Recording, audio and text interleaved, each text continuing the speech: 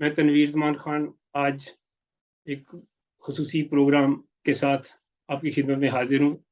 میرے ساتھ شریک گفتگو ناروے سے جناب ارشد بٹ ہیں، اور ہم آج جو پاکستان کے اندر صورتحال ڈیولپ ہوئی ہے، وہاں پہ جو آئی ایس آئی اور آئی ایس پی آر کی جو پریس کانفرنس، اس کے بعد انہوں نے جو سوالوں کے جواب دیے اور وہ سارا سلسلہ ہوا، اس سے کس قسم کے نئے حالات ڈیولپ ہوئے ہیں، ان کے اوپر بات چیت کریں گے۔ لیکن میری ساری بات چیت شروع کرنے سے پہلے آپ سے گزارش ہے کہ چینل کو سبسکرائب کیجئے اور آئندہ کے ہمارے پروگراموں کے اندر شریک ہوجیے۔ تو بٹ صاحب، کیا حال ہے آپ کے؟ بالکل ٹھیک ٹھاک، شکریہ۔ کافی عرصے کے بعد آپ کے ساتھ دوبارہ سے ایک ہاں، میں ملاقات دوبارہ میدان سے جاتے ہیں، دوبارہ میدان سے جاتے ہیں ہم۔ ظاہر حالات ایسے ہو گئے کہ ان کے اندر ایک پھر سے ایک دل چاہ کے لوگوں کے ساتھ ایک اپنے خیالات کو شیئر کیا جائے، اور یہ جو ڈیولپمنٹس نئی ہو رہی ہیں، تو برطانیہ کے اندر بھی بہت ساری ہوئی، اس کے اوپر بھی میں نے کچھ پروگرام کیے، لیکن ہے کہ یہ جو اب پاکستان کی آج نئی ڈیولپمنٹ ہوئی ہے، خاص طور پہ ارشد لطیف کی ایک ناگہانی موت کے بعد ایک جو ساری صورتحال پیدا ہوئی ہے، اور اس نے بہت سارے نئے سوالات کو جنم دیا ہے، اور اس کے لیے ایک ایسا سلسلہ ہوا کہ وہاں پہ کچھ سیاسی عناصر نے، خاص طور پہ پی ٹی آئی کے تمام لیڈرشپ نے اور عمران خان صاحب نے اس کے اندر جو سوالات اور جو اس ساری ناگہانی موت کو جس طریقے سے سیاسی طور پہ اس کا استعمال شروع کیا، اس سے کئی سوالات ریاست کے لیے پیدا ہو گئے کہ جس کے لیے انہیں جو ہے وہ دوبارہ سے میدان میں اترنا پڑا، اور انہیں اس ساری صورتحال کو واضح کرنا پڑا کہ اس میں کہاں کہاں پہ جھوٹ بولے جا رہے ہیں، کہاں کہاں پہ سچائی کو چھپا کے اس اسیسینیشن کو اپنے سیاسی مقاصد کے لیے استعمال کرنے کی کوشش کی جا رہی ہے۔ تو اس کے اوپر جو ہے وہ انہوں نے آج صبح کافی ساری بریفنگ کی ہے، تو اس کے اوپر ہم تھوڑی سی بات کرتے ہیں کہ یہ سارا جو ایک یعنی اس بریفنگ سے تو اندازہ ہوا کہ تمام کا تمام معاملہ جو ہے وہ عمران خان صاحب نے ایک جھوٹ کا ایک پورا مینار کھڑا کیا، اور انہوں نے بہت سے پورے اپنے فالوورز کو اور اپنے کارکنوں کو، پارٹی کو اور لوگوں کو، پوری دنیا کو مس گائیڈ کیا، اور ایک اپنے سیاسی مقاصد کے حصول کے لیے انہوں نے تمام اداروں کو اور تمام اپنے مخالفین کو، ان کے وجود کو، ان کی سیاست کو داؤ پہ لگا دیا۔ تو اس بارے میں ہم تھوڑی سی بات چیت کرتے ہیں۔ آپ ذرا بات چیت کا آغاز کیجئے، پھر ہم اس پہ سوالات اٹھاتے ہیں۔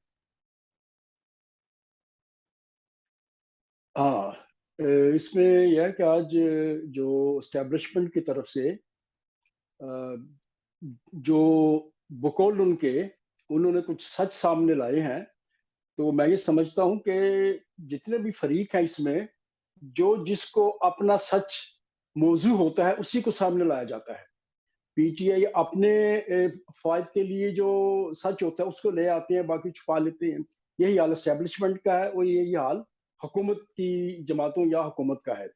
تو اصل میں سچ کیا ہے عوام کے سامنے ابھی نہیں ہے، یا تھوڑا تھوڑا اس کو سامنے لایا جا رہا ہے۔ اس میں ایک دو باتیں جو کرنے والی ہیں، میں یہ سمجھتا ہوں کہ اسٹیبلشمنٹ کی طرف سے یہ جو بات سامنے آئی ہے، جو انہوں نے اعتراف کیا ہے کہ اسٹیبلشمنٹ ایک لمبا عرصہ پاکستان کی سیاست میں ملوث رہی ہے، پاکستان کی سیاست میں اس کا عمل دخل تھا، اور آج اسٹیبلشمنٹ جو ہے اس نتیجے میں پہنچی ہے، اور اس نتیجے تک پہنچنے کے لیے نہ جانے کتنی خرابیاں پیدا کی گئیں پاکستان میں، جس سے پاکستان کی سیاست میں استحکام آیا، جس میں پاکستان کی معیشت جو ہے وہ متاثر ہوئی، اور پاکستان میں ایک انتشار کی کیفیت بن گئی کہ آج اسٹیبلشمنٹ کے ہاتھوں سے معاملات سلجھنے کے بجائے الجھنا شروع ہو گئے۔ تو اسٹیبلشمنٹ آج دستور اور قانون کی چیمپئن بن کے سامنے آ رہی ہے کہ ہم قانون اور آئین کے دائرے میں رہنا چاہتے ہیں اور اے پولیٹیکل ہیں۔ اس کو ہمیں خوش آمدید کہنا چاہیے۔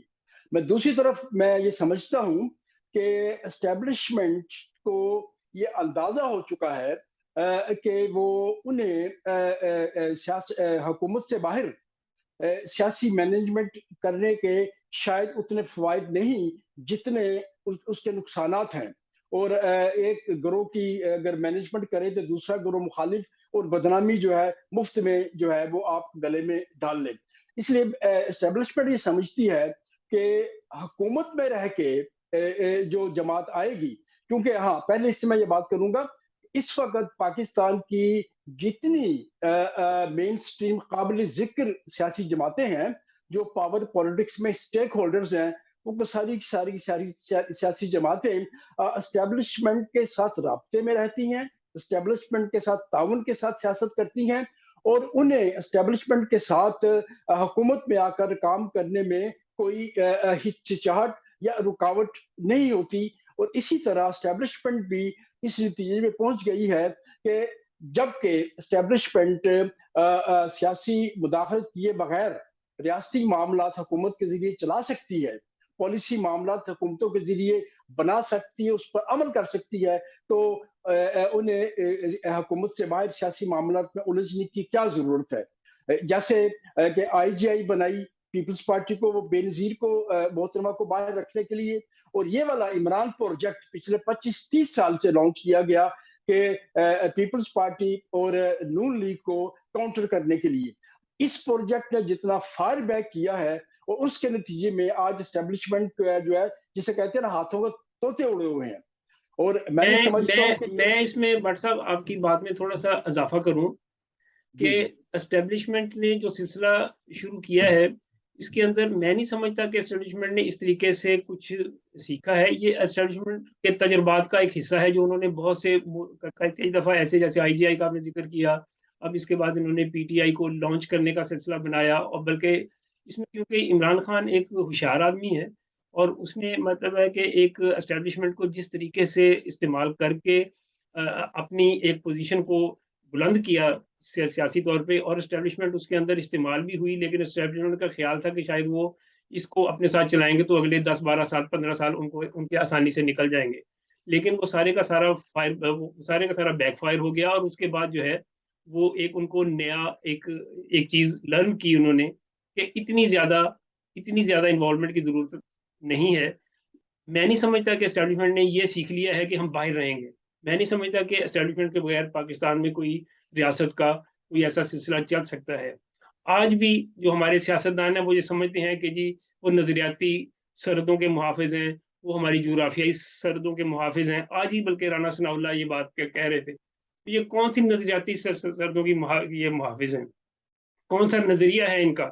یہ کیا کرنا چاہ رہے ہیں؟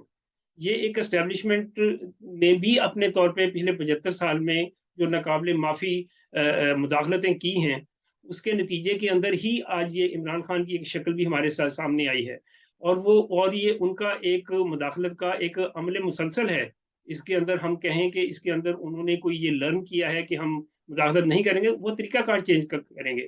اس کا طریقہ کار اب وہ نہیں ہوگا جو انہوں نے پہلے کیا تھا، لیکن ہے کہ وہ ایک اسٹیبلشمنٹ نے اس کے علاوہ صرف انہوں نے انہی سے جان نہیں چھڑائی کہ آپ کہیں کہ جی انہوں نے صرف PTI اور پیپلز پارٹی سے جان چھڑا رہے تھے. انہوں نے پاکستان کے نیشنلسٹوں کو بھی مارا ہے، انہوں نے وہاں کے بائیں بازو کے لوگوں کو بھی اٹھنے نہیں دیا، انہوں نے کوئی اور فورسز کو سر نہیں اٹھانے دیا، جس کا نتیجہ ہوا کہ آج ان کے پاس آپشنز کم ہو گئی ہیں. ادروائز ایسا ہو سکتا تھا کہ وہ کچھ ایسے بہتر پازیٹیو کچھ تھوڑے سے روشن خیال ایلیمنٹس کو بھی اٹھاتے ساتھ کہ جو شاید ان کے لیے کوئی الٹرنیٹو کا سبب ہوتے، پوری طرح سے نہیں لیکن تھوڑی بہت ایک بہتر سیاست بھی ہوتی. لیکن الٹیمیٹلی ہم دیکھتے ہیں کہ اسٹیبلشمنٹ نے بھی وہی راستہ اختیار کیا ہے جو کہ پاکستان کے اندر ایک نظریاتی سرحدوں سے کیا مراد ہے، TTP کی سپورٹ کرنا یا لبیک کی سپورٹ کرنا یا اس قسم کے عناصر کی سپورٹ کرنا. کیا یہ ان کا نظریاتی یہ ان کی حفاظت ہے؟ یہ اپنے طور پہ پاکستان کو ایک ریئیکشنری اور ایک قدامت پسند ریاست کے طور پہ ہی چلانا چاہتے ہیں. تو اس کے لیے یہ ان کے نشانے پہ نہیں ہے، یہ ان کی آپشنز ہیں. یہ PTI، پیپلز پارٹی اور نون، یہ تینوں اسٹیبلشمنٹ کی آپشنز ہیں. اس لیے وہ ایک وقت میں ایک کو استعمال کرتے ہیں، دوسرے کو توڑ دیتے ہیں. اب آپ دیکھیے 2018 میں نون ان کے لیے ایک گالی تھی، آج اس کو اقتدار میں بٹھا دیا.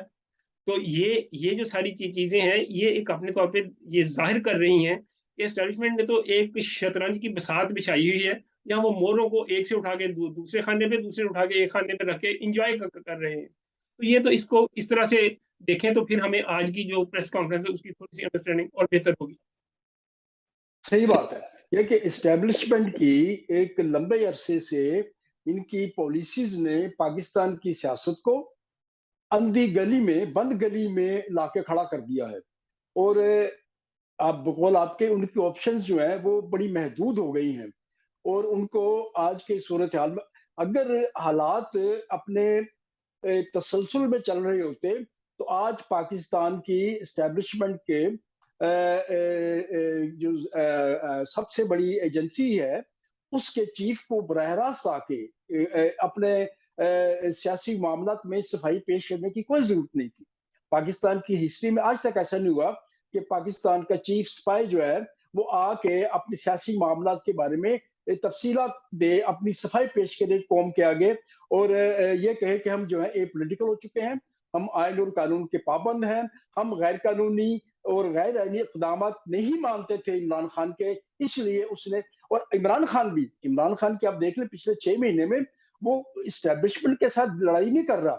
उसकी लड़ाई सिर्फ इतनी है कि उनको छोड़ के मुझे पावर में लेके आओ, मुझे इक़्तिदार में लेके आओ, मैं आपके लिए ज्यादा बड़ा हाँ, खातम वो तो कहता है साबित भाई, हो हाँ, सकता ये हूँ। न्यूट्रल का नारा न लगाओ बल्कि मेरा साथ दो। हाँ, वो तो ये मेरा है, साथ दो। वो तो मुदाखलत हाँ, की बात कर रहा न्यूट्रल जो है, ना मजहब में कोई न्यूट्रल होता है ना सियासत में होता है, तो वो तो उनकी सपोर्ट लेना चाहता है। और उसकी पूरी की पूरी एक उसने अपनी शायद ये इन फ्यूचर वो देख रहा है कि बाजवा एस्टेब्लिशमेंट के बाद जो नई एस्टेब्लिशमेंट आएगी उनके साथ वो असल में कम्युनिकेट करता है। वो एक मखसूस एस्टेब्लिशमेंट के लोगों को अटैक करता है और आने वाली एस्टेब्लिशमेंट के साथ वो कम्युनिकेशन अपनी रखना चाहता है ताकि आइंदा के लिए अपने रास्ते जो है खुले रख सके। मगर मैं समझता हूं कि आज पाकिस्तान की सियासत जिस नहज पे पहुंच चुकी है, एक जिद्दी और पॉपुलर लीडर की वजह से, एक नासमझ और नाअहल और जिद्दी लीडर की वजह से, उसकी वजह से ना सिर्फ ये है कि एस्टेब्लिशमेंट जो एम्बेरसमेंट का शिकार है, बल्कि पाकिस्तान की जमहूरियत भी खतरे में आ चुकी है। इसलिए मैं ये समझता हूँ, जो मैं विजुलाइज करता हूँ कि पाकिस्तान की डेमोक्रेटिक सियासत में इमरान खान के लिए भी ऑप्शन महदूद होती जा रही है। आज उसकी पार्टी के लोग जो है सफाइयाँ पेश कर रहे थे, हमारा ये मतलब था, ये मतलब था, ये मतलब था। और इसका लॉन्ग मार्च जो है, ये मेरे अंदाजे के मुताबिक ये नॉन प्रोडक्टिव होगा। 25 मई का लॉन्ग मार्च, उस पे उसके बाद एक बहुत मामूली क्रैकडाउन था उस पर, और उस पे संभलने के लिए 6 महीने लगे। और 6 महीने जल्द से मीटिंग और मैसिव कैंपेन के बाद अब दोबारा एक बड़ा एक्शन करने की कोशिश की जा रही है। और ये इतना बड़ा इसे सेटबैक देगा इस पार्टी को और इसकी लीडरशिप को कि आइंदा जो है इलेक्शन जो है उस वक्त तक संभलना जो है पीटीआई के लिए बहुत मुश्किल हो जाएगा। मैं ये समझता हूँ। मेरा ये ख्याल है, ठीक कह रहे हैं आप कि इसके लिए हालात और ऑप्शंस इनके लिए भी कम हो रहे हैं। लेकिन असल में जहाँ पे जिस नहज पे मुल्क की इकोनॉमी पहुंच चुकी है पाकिस्तान की, और उसको जिस तरीके से फिलहाल हैंडल करने की कोशिश की जा रही है, मैं समझता हूँ ये अब जिस तरीके से वेस्ट के अंदर इस वक्त हो चुका है कि वेस्ट के अंदर भी आप देखें कि यहाँ पे भी राइट विंग हुकूमतें जो हैं वो ज्यादा से ज्यादा स्ट्रांग हो रही हैं। यहाँ यहाँ पे भी इस तरह की सूरत पैदा हुई है कि कैपिटलिज्म से आगे आंसर्स देना बड़ा मुश्किल हो गया है। अब सरमायादाराना निज़ाम जो है उसके पास लोगों के इस बढ़ती हुई आबादी के, जहाँ पे एक 8 अरब का एक ये प्लेनेट है, जिसके ऊपर लोगों के मसाइल का जवाब देना, लोगों के इकोनॉमिक, लोगों को खाना खिलाना, 8 अरब का पेट भरना, ये इस सरमायादाराना जहाँ पे चंद हाथों में दौलत आ जाती है, ये मुमकिन नहीं रहा। अब बेशक। इसके लिए अब दुनिया पूरी के अंदर जो है वो सियासत के पैटर्न को रिव्यू करना बेहद ज़रूरी है। इसके लिए अब ये मज़हब की सियासत से और ये अथॉरिटेरियन सियासत से बाहर निकलने की ज़रूरत है इनको। अदरवाइज़ ये चीज़ें जो हैं ये पाकिस्तान के लिए या तीसरी दुनिया के लिए या तरक्की याफ़्ता ममालिक के लिए, मैं समझता हूँ ये सबके लिए एक तरह का सवालिया निशान है कि वो इस बारे में गौर करें कि ये मईशत के अंदर अगर लोगों की पार्टिसिपेशन नहीं होगी, अगर आप लोगों को, आम आवाम को उसका हिस्सेदार नहीं बनाएँगे, अगर आप दौलत को उसी तरह से चंद हाथों में अल्टीमेटली समेटते चले जाएँगे और लोगों को टैक्सों और बारी बिलों और उनके खाने-पीने की अशिया की महँगाई की सूरत में लोगों के साथ डील करने की कोशिश करेंगे, तो उसके उसके नतीजे में गुर्बत और अफ़लास और जहालत के अलावा और कोई चीज़ अल्टीमेटली हाथ नहीं आएगी। और अल्टीमेटली बाज़ जगहों पे रिवोल्ट भी हो जाएँगे, लेकिन बिल आखिर जो है वो अल्टीमेटली लोगों के पास सिवाय भूख, जहालत और अफ़लास के और कोई चीज़ इससे नहीं आने वाली। तो इस सारी चीज़ों को रिव्यू करने की ज़रूरत है। पाकिस्तान के अंदर भी इस चीज़ को रिव्यू करने की ज़रूरत है। और पाकिस्तान में इसके लिए اگر انہوں نے پاکستان کو ایک عوامی ملک بنانا ہے، اگر وہاں پہ ایک ویلفیئر اسٹیٹ بنانے کا کوئی تصور ہے، تو وہ روشن خیال سوچ کے علاوہ کسی دوسری صورت میں ممکن نہیں ہے۔ اس لیے اس کو ہر حالت میں اس کے اوپر لوگوں کو غور کرنے کی ضرورت ہے۔ جو لوگ یہ سمجھتے ہیں کہ وہ وہاں پہ کوئی شریعت کا نفاذ یا کوئی وہاں پہ یہ ٹی ٹی پی کی کو فروغ دے کے یا وہاں پہ یہ ان کو نون سے اپنے مسائل حل کروائیں گے یا وہ پیپلز پارٹی سے اپنے مسائل حل کروائیں گے، یہ لوگوں کو بھی الٹرنیٹو دیکھنے کی ضرورت ہے۔ یہ الٹرنیٹو دیکھے بغیر نہ وہاں پہ اسٹیبلشمنٹ چل سکتی ہے، نہ الٹیمیٹلی وہاں پہ لوگوں کے وہ مسائل اس طریقے سے بنیادی طور پہ حل کیے جا سکتے ہیں۔ تو اس کو جو ہے میں سمجھتا ہوں کہ ایک مکمل طور پہ ایک لوگ، خاص طور پہ آپ دیکھیے کہ پی ٹی آئی نے جس طریقے سے لوگوں کے اندر ایک بلف کر کے، جھوٹ بول کے، اپنے نئے نئے نیریٹوز دے کے ان کو ایک چکر میں ڈالا ہوا ہے، اور لوگ اسی طرح سے اس چکر میں گھومے چلے جا رہے ہیں۔ لوگ جو ہیں، جو اس کے فالوورز ہیں، ان کو یہ بات سمجھانا کہ یہ سوالات کیوں کھڑے ہو رہے ہیں، وہاں پہ کیوں ایسی صورتحال پیدا ہو رہی ہے، وہ اس بات کو ماننے کے لیے تیار نہیں ہے، جو کہ کلٹ کا ایک ڈیلیما ہوتا ہے کہ وہاں پہ لوگ جو ہیں وہ ان چیزوں کو ماننے کو تیار نہیں ہوتے۔ لیڈر نے آج صحیح جو بات کہہ ہے. دیا وہ مان لیا، جو کل جو کہہ دے گا ٹوسٹ کر کے یو ٹرن لے کے وہ بھی لوگ مان لیں گے، پھر کچھ اور بات کر دے گا وہ بھی لوگ مان لیں گے۔ تو یہ ایک لوگوں کو اس حصار سے نکلنے کی ضرورت ہے۔ یہ جو حقیقی آزادی اور یہ لا الہ الا اللہ کی جو انٹرپریٹیشن کر رہے ہیں، ان سے دو سوال آگے کریں کہ یہ آپ کا حقیقی آزادی سے کیا مراد ہے۔ ان کا جواب یہی ہوتا ہے کہ جی یہ پی ٹی آئی اور پی ایم ایل این اور مسلم پیپلز پارٹی کا خاتمہ ہو جائے تو بس حقیقی آزادی آ گئی۔ لا الہ الا اللہ کا مطلب کیا ہے؟ ان دونوں کو مار دیں تو لا الہ الا اللہ کا نفاذ ہو گیا۔ مطلب ہے کہ لوگوں کے اندر ایک تنگ نظری کا اور ایک جہالت کا نظریے کے اندر گھما دیا گیا ہے کہ اس سے لوگوں کو نکلنا بہت بے حد ضروری ہے، اور اس سے نکلنے کے لیے ایک اچھی الٹرنیٹو سوچ کے بغیر یہ کام ہو نہیں سکتا، کیونکہ صحیح الٹرنیٹو بات ہے. ہاں دینے کے قابل نہ پیپلز پارٹی ہے، الٹرنیٹو دینے کے قابل نہ پی ایم ایل این ہے۔ صحیح بات ہے. اس میں یہ کہ میں تھوڑا سا اسی کو آگے بڑھاؤں گا کہ نیو لبرل اکنامک آرڈر جو ہے وہ منہ کے بل گر گیا ہے، جس نے یعنی کہ اجارہ سرمایہ داروں کے ہاتھوں اور مارکیٹ فورسز کے ہاتھوں تمام اکانومی چھوڑ دی، اور اس کا زیادہ سے زیادہ بوجھ جو ہے وہ غریب ملکوں پہ آیا، اور اب جو ہے یورپ پہ بھی آ گیا، امریکہ پہ بھی آ گیا، اور جو ہے یہ اپنا سرمایہ دارانہ نظام بحران کا شکار ہے۔ اور یہ بات کہ پاکستان نے اگر آگے بڑھنا ہے، جیسے آپ نے بھی ابھی یعنی کہ پوری تفصیل سے بتا دیا، تو انہیں ایک ڈیموکریٹک، سوشل ڈیموکریٹک الٹرنیٹو کی طرف آنا پڑے گا۔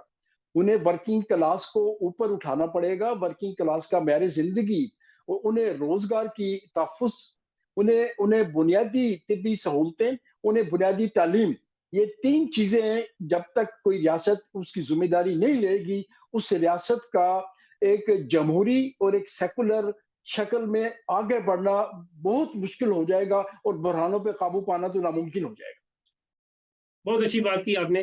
ہم اس کے ساتھ ہی ناظرین آج کا اپنا پروگرام وائنڈ اپ کرتے ہیں، اور ہم نئے پروگرام، نئے ویلوں کے ساتھ پھر عنقریب آپ کے ساتھ آپ کی خدمت میں حاضر ہوں گے۔